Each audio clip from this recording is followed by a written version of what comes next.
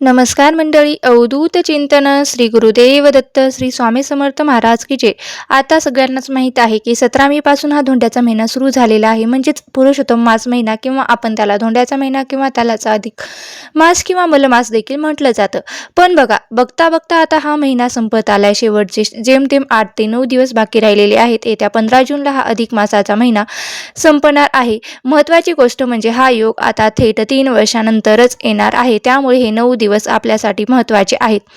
त्याचे महत्त्व वाढवण्याचे खूप महत्त्व आहे. पद्मपुराण, स्कंदपुराण, नारद पुराण या सगळ्यामध्ये अधिक मासाचे महत्त्व असे करण्यात आलेले आहे, वर्णन करण्यात आलेले आहे. या महिन्यात केलेले जप, दान, व्रत, पारायण, भगवंताचे स्मरण या सगळ्या गोष्टीचे पुण्य हे अधिक पटीने मिळत असतात. हेही तुम्हाला सांगते. म्हणजेच अधिक महिन्यातील शेवटच्या 5 दिवसाचे महत्त्व कोणत्याही पवित्र कालखंडाचा शेवटचा जो भाग असतो ना, तो अधिकशे फलदायी मानला जातो. जसं नवरात्रीचा 9वा दिवस असेच श्रावणाचा शेवटचा सोमवार, असेच कार्तिक महिन्याचे शेवटचे काही दिवस, त्याप्रमाणेच अधिक महिन्याचे शेवटचे काही दिवस हे आध्यात्मिक साधनेसाठी अत्यंत महत्त्वाचे मानले जातात. याविषयी संपूर्ण माहिती आपण आजच्या व्हिडिओमध्ये जाणून घेणार आहोत. त्यामुळे व्हिडिओ स्किप न करता शेवटपर्यंत नक्की ऐका. बघा, आता आपण आजच्या व्हिडिओमध्ये नेमकं काय जाणून घेणार आहोत, तर शेवटच्या 5 दिवसामध्ये काय करायचं, काय करायचं नाही याची संपूर्ण माहिती आपण आजच्या व्हिडिओमध्ये जाणून घेणार. त्यामुळे व्हिडिओ स्किप न करता शेवटपर्यंत नक्की ऐका, जेणेकरून तुम्हाला संपूर्ण माहिती मिळून जाईल. बघा, भविष्य काळात काय लिहिलं आहे हे आपल्याला माहीत नाही, पण आपण आपल्या हातात जे दिवस आहेत त्याचं आपण सोनं करू शकतो. या दिवसात तुम्ही केलेल्या सेवेचं लाखपटीनं फळ तुम्हाला मिळू शकतं. उरलेल्या शेवटच्या दिवसातील महत्त्वाचे मुहूर्त कोणते व या शेवटच्या दिवसात तुम्ही मोठे कोणते काम, पवित्र योग येत आहेत ते आधी आपण जाणून घेऊया. 7 जूनला म्हणजे ते होऊन गेलेली आहे भानुसप्तमी, आज आहे 8 जून, आज आहे कालाष्टमी किंवा दुर्गाष्टमी. 11 जूनला आहे कमला एकादशी, हा दिवस अजिबात चुकवू नका. 12 जूनला प्रदोष आहे आणि 13 जूनला शिवरात्री आहे. 14 आणि 15 जूनला दश अमावस्या आहे आणि अधिक मास समाप्ती आहे. तर बघा, वेळ नसेल तरी वेळातला वेळ काढून या नक्की सेवा तुम्ही करा. पुन्हा परत 3 वर्षांनीच हा योग तुम्हाला जुळून येणार आहे. बघा, सगळ्यात पहिली गोष्ट तर 11 तारखेला आहे अधिक महिन्यातील दुसरी एकादशी. लक्षात घ्या, पूर्ण महिनाभर ज्यांना काही करायला जमत नाही त्यांनी अधिक महिन्यातील एकादशी सोडू नये. तुम्हाला बाकीच्या दिवसात काही जमलं नाही तरी 11 जूनला येणाऱ्या कमला एकादशीचा उपवास हा आवर्जून करावा. हा योग 3 वर्षातून एकदाच येत असतो. अधिक महिन्यातल्या एकादशीच्या दिवशी काहीतरी साधना, उपासना, उपवास करावाच, कारण अधिक महिना मुळातच भगवान श्रीहरी विष्णूंना समर्पित आहे. एकादशी तिथी सुद्धा विष्णूंना समर्पित आहे, तिथी आहे. त्यामुळे ते तिथीचं महत्त्व खूप वाढलेलं आहे. काही नाही जमलं तरी तुम्ही ह्या एकादशी नक्की करा. या दिवशी उपवास करावा. नसेल तर तुम्हाला भगवान श्रीहरी विष्णूच्या मंत्राचा जप करणं झालं तरी किंवा विष्णू सहस्रनामाचं जप करणं झालं तरी किंवा हरिपाठ असेल, या प्रकारचे स्तोत्र म्हणणं एकादशीला नक्की करा. एकादशीच्या दिवशी काय करायचं, सकाळी लवकर उठायचं. या दिवशी विष्णू भगवानाने बाळकृष्णाच्या मूर्तीवर अभिषेक करायचा. त्याचबरोबर तुमच्या घरात पांडुरंगाची मूर्ती असेल, पांडुरंगाचा फोटो असेल, विष्णू रूपच आहे, त्यामुळे अर्थातच पांडुरंगाची पूजा करायची आहे. पांडुरंगाच्या पूजेमध्ये पिवळे फुलं, पिवळे तुळस पांडुरंगांना अर्पण करायचे. जसं आपण नेहमी पांडुरंगाची पूजा करतो, हळद, कुंकू, फुलं, अक्षता, पंचामृत, स्नान या सर्व गोष्टी करतो, अगदी तसंच मन लावून पूजा करायची आहे. सकाळी किंवा संध्याकाळी जसं तुम्हाला वेळ बसेल तसं तुम्ही ह्या पूजा करायची आहे. संक्षिप्त भागवताचं पारायण करायचं आहे. अतिशय उच्च कोटीची ही सेवा आहे. 2 अधिक मासामध्ये जर तुम्हाला जावायला की एक दिवा, त्याचबरोबर अपूप दान करण्याची पद्धत आहे. अपूप म्हणजे जाळीदार पदार्थ, उदाहरणार्थ अनारसे असतील, बताशे असतील, मैसूर पाक असतील, असे सुद्धा आपण दान करू शकतो. गहू किंवा तांदळाच्या पिठात तूप किंवा गूळ मिसळून केलेले विशेष पदार्थ म्हणजे अपूप, ज्याला आपण अनारसा असं सुद्धा म्हणतो. अनारशामध्ये 33 अनारशाचा नैवेद्य विष्णूला अर्पण करायचा असतो. तुम्ही जर अजूनपर्यंत श्रीहरी विष्णूंना आणि माता लक्ष्मींना 33 अनारसे यांचा नैवेद्य किंवा 33 जाळीदार पदार्थांचा नैवेद्य दाखवला नसेल तर तो नक्की तुम्ही आवर्जून दाखवा, जेणेकरून श्रीहरी विष्णू तुमच्याकडून अपूप दान केलं जाईल.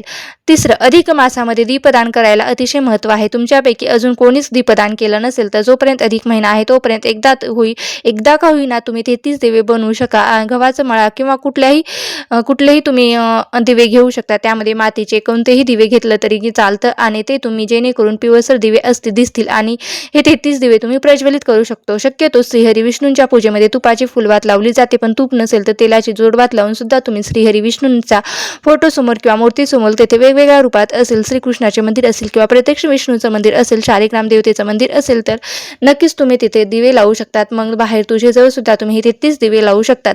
ज्यांना पिठाचे 33 दिवे बनवणे शक्य होणार नाही त्याने 2 पंत्यामध्ये सुद्धा 33 दिवे लावता येतील. तर त्यासाठी तुम्ही कच्च्या सुताचा दोरा आहे तो अगदी सहजपणे तुटतो अशा कच्च्या सुताचा धागा म्हणजे दोरा तुम्हाला घ्यायचा आहे. आपल्या हाताची जी 4 बोटे असतात अंगठा जोडून इथे 4 बोटे जर असतात त्या बोटांच्या भोवती फेरा असं एकूण तुम्हाला 16.5 फेरे मारायचे आहेत. अधिक 16.5 फेऱ्यांचा 2 वाती बनवायच्या असतात. म्हणजे दोन्ही वाती मिळून 33 फेरे तयार होतात. अशा 2 पणत्या मंदिरात किंवा तुमच्या बाळकृष्णाच्या फोटो किंवा मूर्तीसमोर देवघरात असेल तर तिथे तुम्हाला लावायच्या आहेत. मग एक पंथी तुमच्या देवघरावर किंवा एक पंथी तुमच्या घराच्या मुख्य दरवाजाजवळ दोन्ही पंथी तुम्ही दोन्ही पंथी तुळशीजवळ अशा प्रकारे तुम्हाला जे योग्य वाटेल तसं तुम्ही हे 33 दिवे लावू शकतात किंवा बनवू शकतात. आता चौथा बघा ज्या घरी तुळशीचं रोप सतत सुकत असेल किंवा मग ज्यांना नवीन तुळशीचं रोप लावायचं असेल तर त्यांनी आवर्जून या महिन्यात तुळशीचं रोप एकदा नक्की लावा. जेव्हा कार्तिक एकादशी येईल तेव्हा तुम्ही तुळशीचा विवाह लावायला विसरू नका. अधिक मासामध्ये तुळशीचे झाड लावणं अतिशय शुभ मानलं जातं. ज्याच्या घरात तुळशीचं झाड किंवा घरी साक्षात श्रीहरी विष्णू माता लक्ष्मी यांचा निवास आहे असं मानलं जातं. त्यामुळे अधिक मासामध्ये एक तरी तुळशीचे झाड तुमच्या घरी नक्की लावा. बघा जर तुमची वृंदावनामध्ये किंवा तुळशीच्या कुंडीमध्ये आधीच तुळशीचे झाड असेल तर तुम्ही दुसऱ्या ठिकाणी सुद्धा अजून एक तुळशीचे झाड लावू शकतात. यामुळे काय होईल जेव्हा तुम्हाला तुळशीच्या पानाची गरज पडेल त्यावेळी तुम्हाला पूजेच्या तुळशीचा वापर न करता दुसऱ्या पानाची तुळस हे घेऊ शकतो. त्याचबरोबर आपल्याला कुलदेवीची किंवा कुलदेवताची सेवा सुद्धा करणं तितकंच महत्त्वाचं आहे. कारण आपल्या घराण्याची जी कुलदैवत असते ते कुलदेवी असते ते आपल्या घराचे रक्षण करण्याचे काम करते. त्यामुळे त्यांना विसरून चालत नाही. तुमच्यापैकी अजून कोणी कुलदेवीची ओटी भरलेली नसेल तर नक्की भरा. तुमच्या देवघरामध्ये कुलदेवीची स्थापना केलेली नसेल तर घरच्या घरी सुद्धा कुलदेवीची ओटी भरू शकता. तुम्ही कुलदेवीच्या ओटीमध्ये जे काही खणं नारळ तांदूळ असतील ते ओटीमध्ये ठेवलेले असेल तर त्याचे सुद्धा साहित्य तुम्ही ओटीसाठी वापरू शकता. ब्लाऊज पीस घेऊ शकता. त्यानंतर तुम्ही जे साहित्य वापरलं आहे ते सुद्धा तुम्ही बाहेरच्या एखादी सुवासिनी स्त्रीला म्हणजे कुळातील एखाद्या सुवासिनी स्त्रीला बोलून तिला सुद्धा ती ओटी देऊ शकता किंवा मग देवीच्या मंदिरात सुद्धा तुम्हाला ती ओटी भरता येईल. मंदिरात जर तुम्ही ओटी भरली नसेल पण दुसऱ्या देवीचे मंदिर असेल तर कुलदेवीची ओटी तुम्ही दुसऱ्या एखाद्या देवीच्या मंदिरात नेऊन ठेवली तरीही चालेल. असे भरपूर पर्याय आहेत जे तुम्ही आठवणीने कुलदेवीची ओटी नक्की भरा.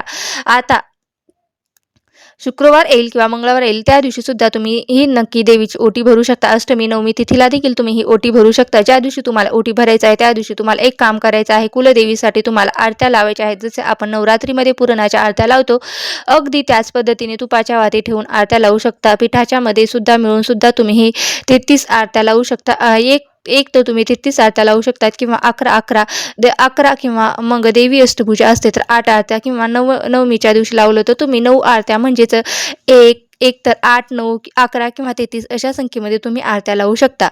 डायरेक्ट तुम्हाला 33 दिवे किंवा पूर्णाचे 33 दिवे बनवायची गरज नाही. तुम्हाला फक्त पीठ जे असेल तर ते पसरवून घ्यायचं आहे. त्यामध्ये बोटाने हलकासा खड्डा करायचा आहे. जसं की त्यामध्ये आपण फुलवात ठेवू शकतो. या पद्धतीने तुम्हाला आरत्या लावू शकता. जेव्हा तुम्ही घरामध्ये असं कराल तर नंतर ते पीठ तुम्ही गाईला देऊ शकता किंवा एखाद्या झाडाखाली विसर्जित करू शकता. त्याचबरोबर आपलं जे कुलदैवत असतं म्हणजेच पुरुष देवता त्याला काय म्हणतात सेवा काय करायची ते तुम्हाला सांगते. जर तुमचे कुलदैवत खंडोबा महाराज असतील तर त्यांचा वार असतो रविवार आणि जर रविवारी उद्याच्या दिवशी किंवा रविवारच्या दिवशी न जमल्यास अधिक मास जोपर्यंत आहे तोपर्यंत कोणत्याही दिवशी तुम्ही कुलदेवतेची सेवा सुद्धा करू शकतात. बघा खंडोबा महाराजांना भरीत भाकरीचा नैवेद्य हा अतिशय प्रिय आहे तर तो नैवेद्य सुद्धा तुम्ही त्यांना अर्पण करू शकता. घरच्या घरी खंडोबा महाराजांच्या नावाने तळी भरली जाते. भरीत भाकरीचा नैवेद्य केला जातो तो सुद्धा पुरेसा आहे. या अधिक मासामध्ये आपल्या कुलदेवीची व कुलदेवताची सेवा म्हणून आपण दुर्गा सप्तशतीचं त्याचप्रमाणे मल्हारी सप्तशतीचे सुद्धा पारायण करू शकतो. आता 6वं तुमच्यापैकी ज्यांनी गोपद्म किंवा स्वास्तिक व्रत केलेले असेल किंवा स्वास्तिक अधिक महिन्यातील हे व्रत केले असेल तर त्याने आठवणीने 15 जून 2026 म्हणजे सोमवारी अधिक मास अमावस्येच्या दिवशी त्याचे उद्यापन करायचे. उद्यापन कसं करायचं किंवा उद्यापनाच्या काय वस्तू द्यायच्या आहेत त्या सगळ्या गोष्टीची माहिती मी तुम्हाला ऑलरेडी माझ्या यूट्यूब चॅनलमध्ये दिलेली आहे, व्हिडिओमध्ये दिलेली आहे. ते सुद्धा तुम्ही पाहू शकतात. या अधिक मासामध्ये आपल्या गायीची ओटी भरण्याला अतिशय महत्त्व आहे. आईची ओटी भरण्याला अतिशय असे महत्त्व आहे. तुमच्यापैकी ज्याने अजून आपल्या आईची ओटी भरली नसेल तर त्याने नक्की आवर्जून भरावी. आई नसेल ऐवजी तर तुमच्या बहिणीची, काकूची, मावशीची कोणाची ओटी भरली तरीही चालेल. अधिक मासामध्ये आपली जुनी जोडी देऊन नवीन जोडी घ्यायला किंवा मग जुनी वाढवण्याला अतिशय महत्त्व असतं. तर तुमच्यापैकी ज्यांनी अजून कोणी पायातली जोडी बदलली नसेल तर त्याने नक्कीच ते बदलून घ्या आणि जोडी देऊन अजून थोडेफार पैसे देऊन त्यातले नवीन जोडवे तयार करून घेऊ शकता. जोडवी जी आहे ती चांदीची असतात त्यामुळे काय होतं शुक्र ग्रह हा मजबूत राहतो. त्याचबरोबर जोडी सौभाग्याचं प्रतीक आहे. त्यामुळे तुम्ही जोडी अधिक मासामध्ये नक्कीच बदलून घ्या. ही संधी तुम्ही सोडू नका. पुन्हा डायरेक्ट ही 33 महिन्याने जेव्हा म्हणजे धोंड्याचा महिना येईल तेव्हाच तुम्हाला ही संधी मिळेल. म्हणून ज्यांनी कोणी जोडवी आधी केलेली नसेल किंवा नुकतीच केलेली आहेत पण त्यांची इच्छा होत नाही तरी त्यांनी चांदीची काही का होणार थोडीशी छोटी का होईना जोडवी विकत घ्यायचं आहे. दान कसं करावं? ज्याच्याकडे आधीच सगळं आहे त्यांना देऊन काहीच फायदा नाही. गरजवंतांना दान करा. त्याचप्रमाणे गाईला 33 धोंडे बनवून खायला घालू शकता. बघा खूप पुण्याचं काम आहे. 33 धोंडे बनवताना अगदी सुपारी एवढ्या आकाराचे छोटे छोटे बनवून आपण ते गाईला दान करू शकतो, म्हणजेच खायला घालू शकतो. त्याचप्रमाणे नदीला देखील आपण दीपदान करू शकतो. त्याचप्रमाणे रोज विष्णू सहस्त्रनामाचं स्तोत्र किंवा व्यंकटेश स्तोत्र वाचा. ओम नमो भगवते वासुदेवाय नमः हा मंत्र चालू ठेवा. श्री स्वामी समर्थ सारामृत किंवा गुरुचरित्राचा 14वा किंवा 18वा अध्याय वाचा. त्याचप्रमाणे सत्यनारायण एकादशी, सत्यनारायणाची पूजा एकादशी दिवशी किंवा राहिलेल्या दिवसामध्ये तुम्ही कधीही करू शकता. बघा 11 तारखेला कमला एकादशी आहे, 12 तारखेला प्रदोष आहे आणि 13 तारखेला मासिक शिवरात्र आहे, 14 तारखेला दर्श अमावस्या सुरू होणार आहे आणि 15 तारखेला समोती अमावस्या आहे. अधिक ज्येष्ठ महिन्याची समाप्ती ही 5 दिवस महत्त्वाचे आहे. त्या 5 दिवसामध्ये जास्तीत जास्त जेवढ्या सेवा करता येतील तेवढ्या सेवा करण्याचा प्रयत्न करा. या काळात भगवान श्रीहरी विष्णूचे नामस्मरण करा. त्यांचा एखादा मंत्र येत असेल तर तेही म्हणा, नाही तर विठ्ठल विठ्ठल जय हरी विठ्ठल हा साधा मंत्र तुम्ही आहे तो मंत्राचा जास्तीत जास्त जप करण्याचा प्रयत्न करा. अतिउत्तम आहे. त्याचबरोबर या 5 दिवसामध्ये विष्णू सहस्त्रनामाचे पठण म्हणता येत नसेल तर तुम्ही श्रवण करा. त्याचप्रमाणे भगवद्गीतेच्या 15व्या अध्यायाचे वाचन करा किंवा कमीत कमी एक तुळशीला मनापासून पाणी अर्पण करा. तुळशीची पूजा करणं, अन्नदान, गरजूंना मदत करा आणि संध्याकाळच्या वेळेला तुपाचा दिवा देवाजवळ लावणं, तुळशीजवळ लावणं, त्याचबरोबर रामकृष्ण हरी मंत्राचा जप करणं, या गोष्टी सुद्धा साध्या सोप्या आहेत.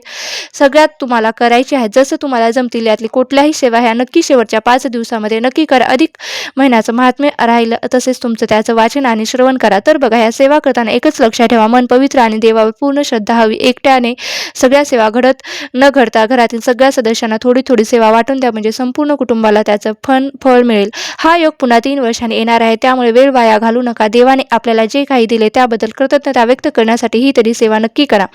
तर अधिक महिन्यामध्ये राहिलेल्या सेवा या तुम्ही नक्की करा. व्हिडिओ आवडला असेल तर व्हिडिओला नक्की लाईक करा, शेअर करा आणि चॅनलवरती नवीन असेल तर सबस्क्राईब करायला विसरू नका. आणि व्हिडिओ शेवटपर्यंत पाहिल्याबद्दल मी अगदी तुमची मनापासून आभारी आहे. धन्यवाद. श्री स्वामी समर्थ. जय जय स्वामी समर्थ. ओम नमो भगवते वासुदेवाय नमः.